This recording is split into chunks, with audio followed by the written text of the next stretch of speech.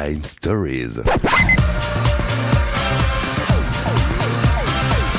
Salut à tous, je m'appelle Fred Pierre et aujourd'hui c'est une grande première dans l'histoire des Bedtime Stories puisque je vais répondre au courrier que vous, ou toi peut-être, avez envoyé aux jumeaux Thanos et Mr. Brightside. Et attention, vous allez également pouvoir jouer à la fin de ce podcast pour remporter la merveilleuse Bedtime Couette. Mais c'est quoi une Bedtime Couette ? Comment est-elle ? D'où vient-elle ? Toutes les réponses sur ce produit exceptionnel, c'est par ici mon coquin. Vous restez avec nous puisque dans un instant je vous poserai la question pour remporter cette magnifique Bedtime Couette. Mais juste avant, vous l'attendez, c'est votre courrier et on commence par Guénolé. Guénolé a 15 ans, il vit à Bourg-en-Marlotte et il est célibataire depuis 20 ans. Mon problème qui me pourrit ma vie à moi, et que parfois me fait que je me pleure, c'est que mon ex, avec qui je ne suis plus, après notre rupture faisant suite à une très longue histoire de 2 semaines, m'a quitté. Selon ses dires à lui, j'aurai une malformation maxillofaciale qui fait que j'aurai une pénibilité substantielle à le contenter buccalement. Comment réussir un bon fellationnage dans les règles de l'art? Grande question que celle-ci, mon Guénolé. Comment faire pour bien fellationner? Tout d'abord, ouvrir la bouche. Détail important qu'on néglige trop souvent.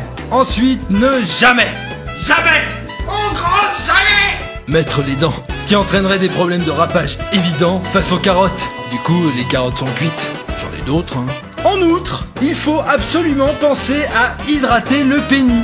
La bête, l'obélisque, que dis-je, le péninsule, hein. Ceci dit, mon Guénolé, au vu de ton handicap facial, enfin ta sale gueule de con, tu ne peux saliver correctement rapport au fait que tu baves.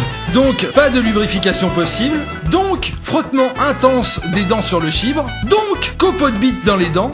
Du coup, hygiène buccale déplorable. 1. Tu peux pas sucer. 2. Tu pues de la gueule. Mon tout, t'es dans la merde, mon Guénolé.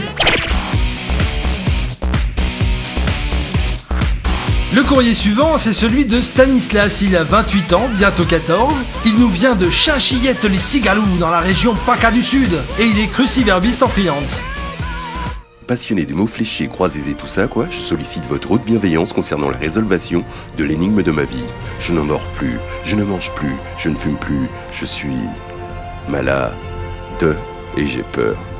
Peur de ne jamais trouver la solution à mes tourments. Le seuil fatidique approche. Il ne me reste que quelques heures, le cachet de la poste faisant foi. J'en viens directement au fait. Je ne peux plus me retenir. Je me décharge sur vous et vous livre cette énigme.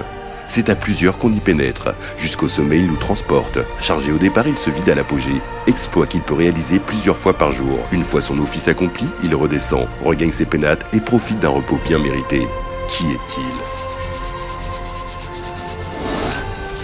Funiculaire, pourquoi ?